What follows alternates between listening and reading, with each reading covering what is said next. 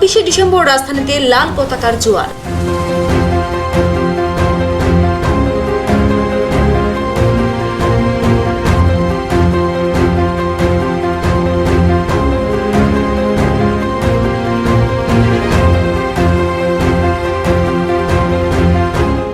দফা দাবি আদায়ের লক্ষ্যে 24শে ডিসেম্বর আগরতলা প্যারাডাইস চৌমুহনীতে সংযুক্ত কিষাণ মোর্চার ডাকে এক সারা জাগানো সমাবেশ অনুষ্ঠিত হয়।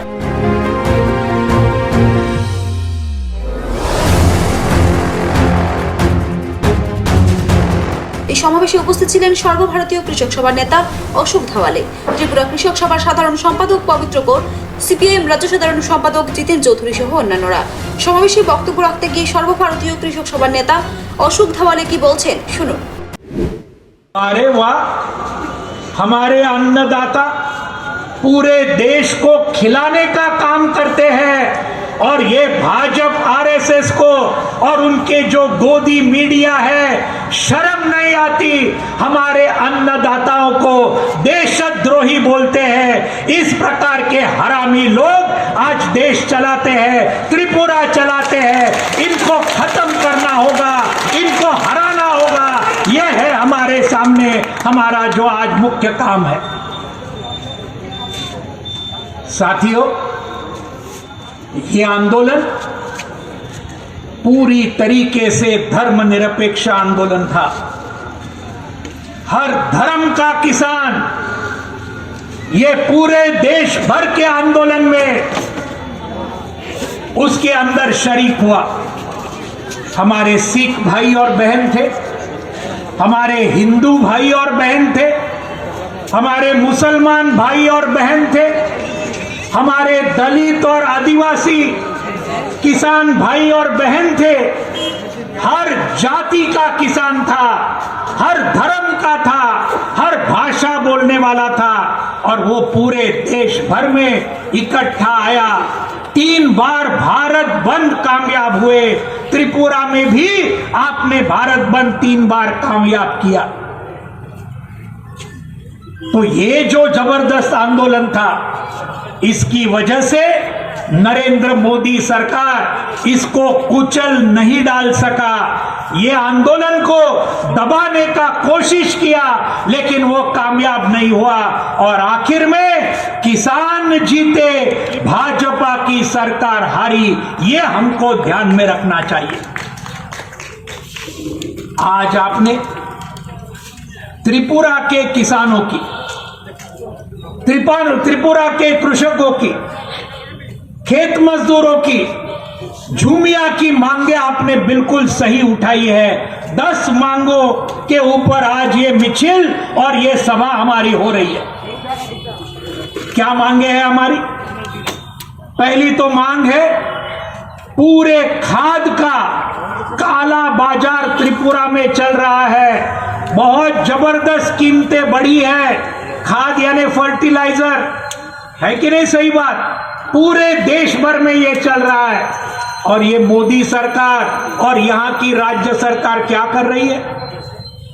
खाद के बिना खेती हो सकती है? हो सकती है? नहीं हो सकती। लेकिन खाद के दाम आज आसमान को छुए हैं। कौन है जिम्मेदार? ये बड़े बड़े कॉरपोरेट, इन्होंने जबरदस्त मुनाफे कमाए। ये 3 कृषि कानून जो मैं बोल रहा था, किसके पक्ष में थे? अंबानी और अदानी और इनके बाकी जो देशी विदेशी बड़े बड़े कॉरपोरेट को मदद करने के लिए ये 3 कृषि कानून उन्हें लाए।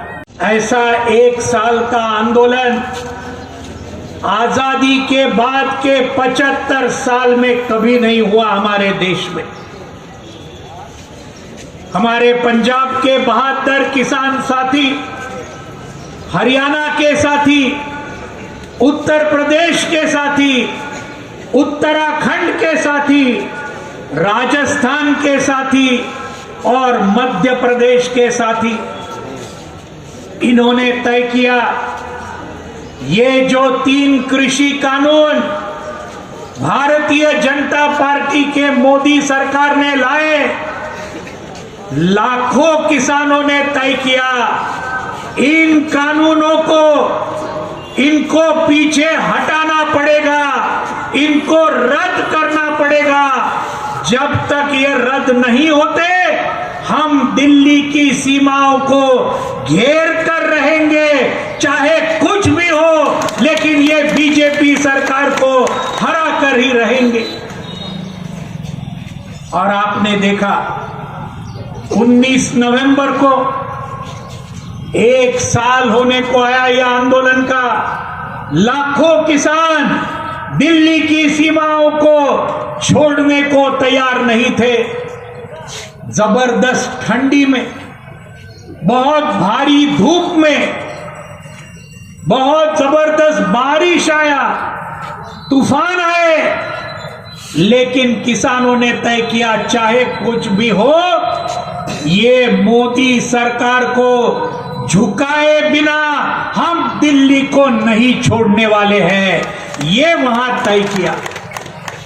और आपने देखा 19 नवंबर को 56 इंच के छाती वाला प्रधानमंत्री, जिसके बारे में बोला जाता था एक बार वो तय करता है, वापस नहीं लेता अपना निर्णय, इसको हमारे देश के लाखों किसानों ने झुकने को लगाया, उसको हराया। और ये तीनों कृषि कानून इनको वापस लेने पड़े, रद्द करने पड़े। 10 दिन के अंदर 29 नवंबर को जिस पार्लियामेंट में ये तीनों कानून पास किए थे, लोकतंत्र की हत्या करते हुए, 29 नवंबर को उसी पार्लियामेंट को, लोकसभा को, राज्यसभा को तीनों कानून बाकायदा रद्द करने पड़े। जबरदस्त जीत हुई हमारे पूरे देश के किसानों की और खेत मजदूरों की, मजदूरों की। किसान एकता, जरा जोर से, किसान मजदूर एकता, किसान मजदूर एकता। आखिरी में शहीद भगत सिंह का नारा, इनकिलाब,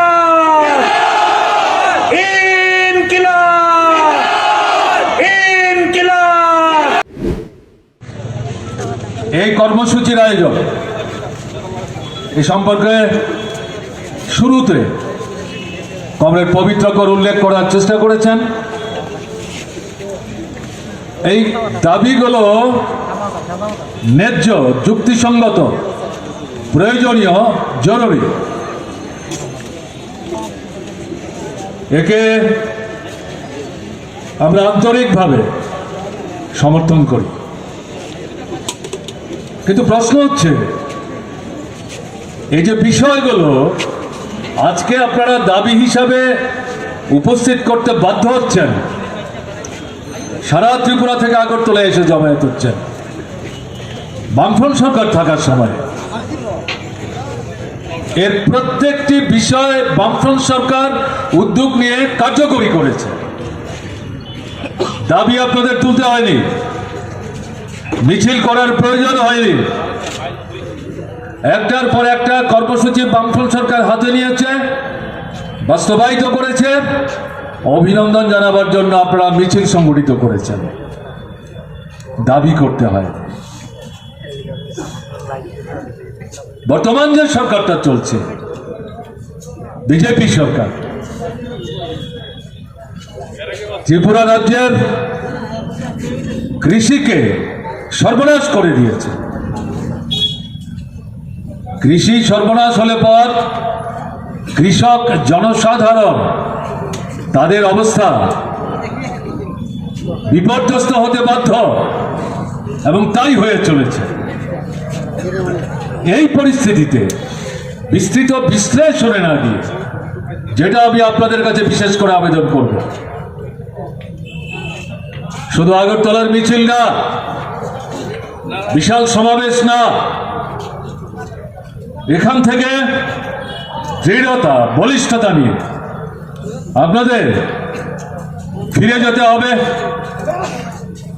গ্রামে গ্রামে, এলাকায় এলাকায় কৃষক, জনসাধারণ, ক্ষেত মজুর, উপজাতি অংশের মানুষ, বরংশ যারা এখনো জুম চাষের উপর নির্ভরশীল, তাদেরকে সংগঠিত করতে হবে।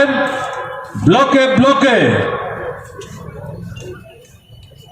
জমায়েত করতে হবে, বিক্ষোভ দেখাতে হবে, অবস্থান করতে হবে, গ্রামের হাটে ঘাটে মাঠে সমাবেশ সংগঠিত করতে হবে, বিক্ষোভ মিছিল সংগঠিত করতে হবে এবং মূল লক্ষ্য হবে এই যে দাবিগুলো আপনারা তুললেন এগুলো কার্যকরী করবার জন্যে বিজেপি সরকারের উপর চাপ সৃষ্টি করতে হবে, বাড়াতে হবে, যতক্ষণ পর্যন্ত এই দাবি আদায় না হচ্ছে এই আন্দোলন চালাতে হবে। আপনিও নেবেন না, ঐক্যবদ্ধ হতে পারেন।